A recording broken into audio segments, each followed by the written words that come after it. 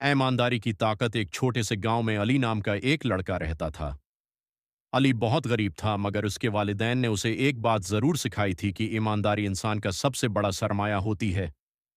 अली रोज़ाना स्कूल जाने के बाद एक दुकान पर काम करता ताकि घर के अखराजात में मदद कर सके। एक दिन अली दुकान की सफाई कर रहा था कि उसे काउंटर के नीचे एक पर्स मिला। उस पर्स में काफ़ी रकम और कुछ कागजात थे।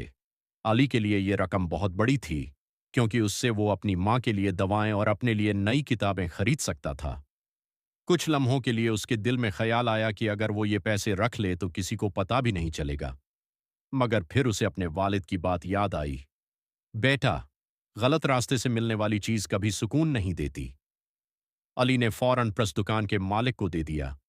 दुकान के मालिक ने प्रेस खोला तो इसमें एक अमीर ताजिर के कागजात मौजूद थे, जो कुछ देर पहले ही दुकान पर आया था।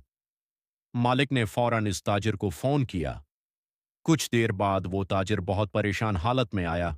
जब उसे पता चला कि अली ने उसका प्रेस वापस किया है तो उसकी आंखों में खुशी के आंसू आ गए। उसने उसने अली से कहा, बेटा, तुम चाहो तो ये पैसे रख सकते थे, मगर तुमने ईमानदारी का रास्ता चुना। ताजिर ने अली को इनाम के तौर पर कुछ रकम दी, मगर अली ने सिर्फ इतनी रकम ली जितनी उसके मालिक ने इजाजत दी। ताजिर अली की ईमानदारी से इतना मुतासिर हुआ कि उसने अली की तालीम का खर्च उठाने का वादा किया। वक्त गुजरता गया। अली मेहनत और ईमानदारी से पढ़ता रहा। चंद साल बाद वो एक अच्छा इंसान और कामयाब अफसर बन गया।